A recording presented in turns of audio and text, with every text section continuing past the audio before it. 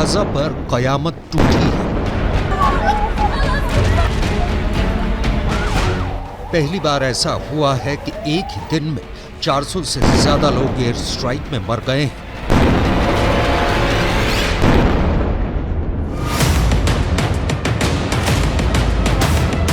Gaza की गली गली में लाशें बिछी हुई हैं।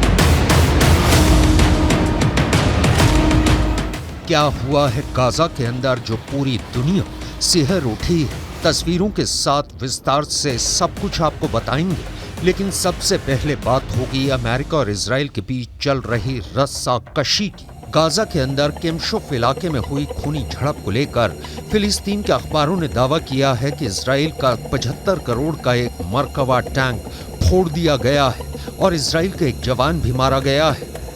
गाजा के अंदर घुसते ही इस खूनी झड़प में इजराइल को हुए नुकसान ने बाइडेन को बहुत ज्यादा परेशान कर दिया है। अमेरिका के रक्षा मंत्री ऑस्टिन और इजराइल के रक्षा मंत्री योव गैलेंट हर दिन एक दूसरे से फोन पर बात कर रहे हैं और इसके बाद अमेरिका के रक्षा मंत्री ऑस्टिन राष्ट्रपति जो बाइडेन को पूरी रिपोर्ट देते हैं। इजराइल के अंदर अमेरिका के सैन्य विशेषज्ञ भी मौजूद हैं, जो कि इजराइल डिफेंस फोर्स को अपनी विशेष सलाह भी दे रहे हैं। इन सब बातों का जिक्र करते हुए इजराइल की मीडिया में यह खबर छपी है कि सारी परिस्थितियों पर विचार करने के बाद जो बाइडेन ने एक बार फिर इजराइल को सलाह दी है कि वो गाजा में घुसने से पहले पुख्ता तैयारी कर लें।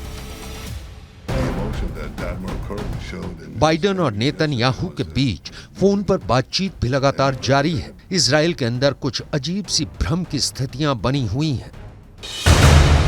एक तरफ इजराइल डिफेंस फोर्स के chief of defence staff Herzi Halevi ये कह रहे हैं कि गाजा के अंदर सेना को घुसने की इजाजत दी जाए, क्योंकि हमास को ज्यादा समय नहीं दिया जाना चाहिए। दूसरी तरफ इजराइल की वॉर कैबिनेट, जिसमें प्रधानमंत्री नेतन्याहू और विपक्ष के नेता लैपिड शामिल हैं, शायद अभी भी भ्रम की स्थिति में है, क्योंकि बाइडेन का संकेत है कि अभी गाजा में ग्राउंड ऑपरेशन कुछ समय के लिए स्थगित किया जाए। एक रिपोर्टर ने बाइडेन से इस पर सवाल पूछा तो बाइडेन ने कहा कि वो इस विषय पर इजराइल से बात कर रहे हैं। Are you encouraging the Israelis to delay invasion? दरअसल अमेरिका और फ्रांस जैसे देश चाहते हैं कि पहले बंधकों की रिहाई हो, फिर गाजा के अंदर इजराइल ग्राउंड ऑपरेशन करे। दरअसल अमेरिका में चुनाव होने वाले हैं और बाइडेन चाहते हैं कि डेमोक्रेटिक पार्टी की जीत हो, और अगर बंधकों की रिहाई नहीं हुई तो डेमोक्रेटिक पार्टी को नुकसान हो सकता है। इसीलिए अमेरिका चाहता है कि पहले बंधकों की रिहाई हो, फिर गाजा में ग्राउंड ऑपरेशन। लेकिन इजराइल डिफेंस फोर्स के chief of army staff Herzi Halevi को लगता है कि इस तरह बॉर्डर पर लाखों सैनिकों को असमंजस की स्थिति में खड़ा नहीं रखा जा सकता। इसलिए हर्जी हलेवी ने यहां तक भी कहा है कि गाजा पर कब्जा हम कर लेंगे, हालांकि हमें इसके लिए अपने सैनिकों की कीमत भी चुकानी पड़ेगी। अमेरिका के अखबारों में दावा किया जा रहा है कि बाइडेन गाजा में ग्राउंड ऑपरेशन करने से इजराइल को रोक नहीं रहे हैं, वो सिर्फ कुछ दिन रुकने के लिए अपील कर रहे हैं। दूसरी तरफ फ्रांस के राष्ट्रपति इमैनुअल मैक्रोन भी इजराइल का समर्थन करने के लिए तेल अवीव पहुंच गए हैं। मैक्रोन ने ईरान के राष्ट्रपति को फोन करके धमकी भी दी थी कि अगर लेबनान के बॉर्डर से हिजबुल्लाह ने युद्ध की गलती की तो इसके लिए ईरान को ही जिम्मेदार माना जाएगा। दरअसल फ्रांस के लोग भी गाजा में बंधक हैं और इसलिए मैक्रोन भी अपने देश के अंदर राजनीतिक दबाव झेल रहे हैं।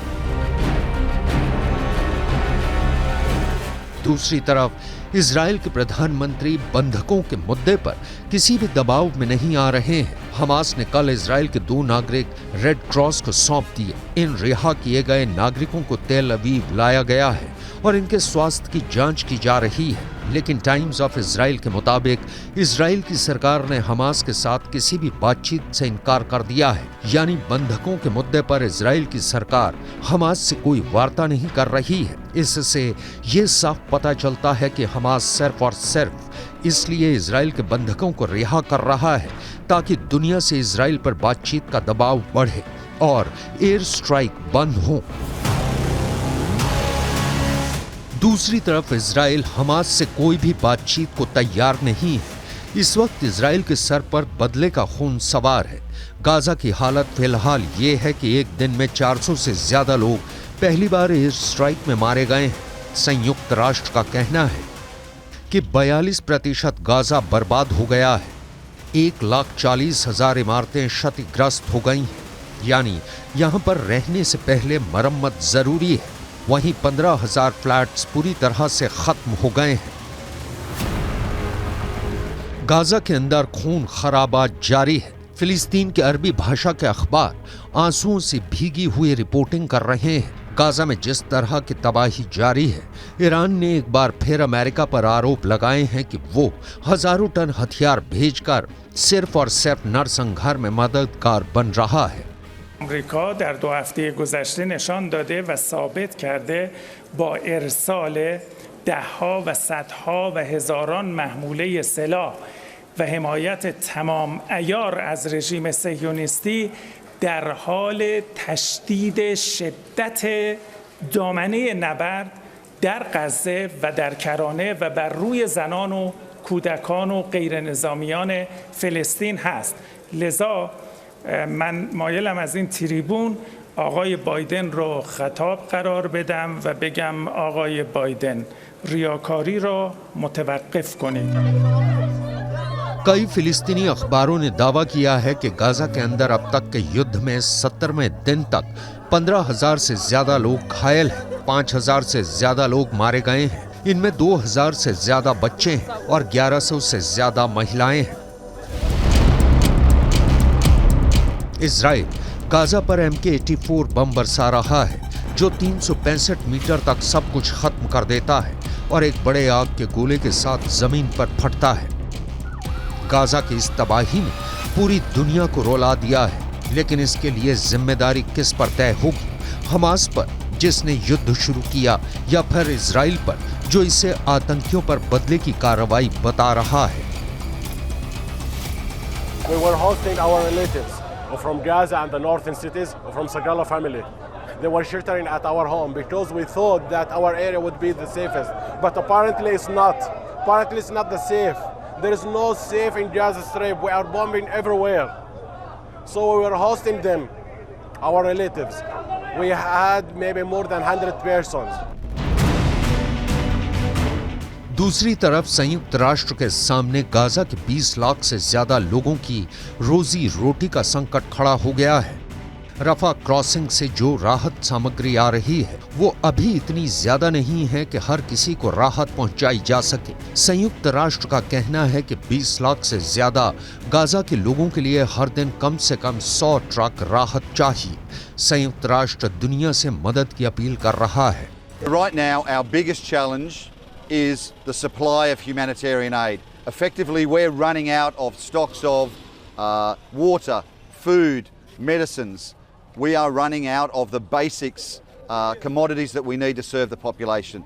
So what's really now critical is a sustained pipeline of supplies from Egypt into Gaza. That has been a very, very difficult negotiation over a long period. My call is that that aid needs to flow. Yes, late last night we got the second convoy in of around 14 trucks. That brings to 34 trucks what we've brought in over 2 days. We need hundreds of trucks coming into Gaza to meet the needs of the population here.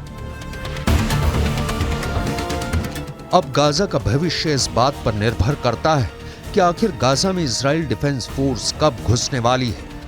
America अभी कुछ और वक्त चाहता है ताकि waste Asia में मौजूद अपनी मिलिट्री बेस की सुरक्षा को बढ़ा सके। इराक के बाद अब सीरिया में भी अमेरिका के एक मिलिट्री बेस पर हमला हुआ है। इन हमलों ने अमेरिका को मुश्किल में डाला हुआ है और वो जानता है कि जब इजराइल गाजा में घुसेगा तो वेस्ट एशिया के अरब मुल्कों में आग जरूर लगेगी।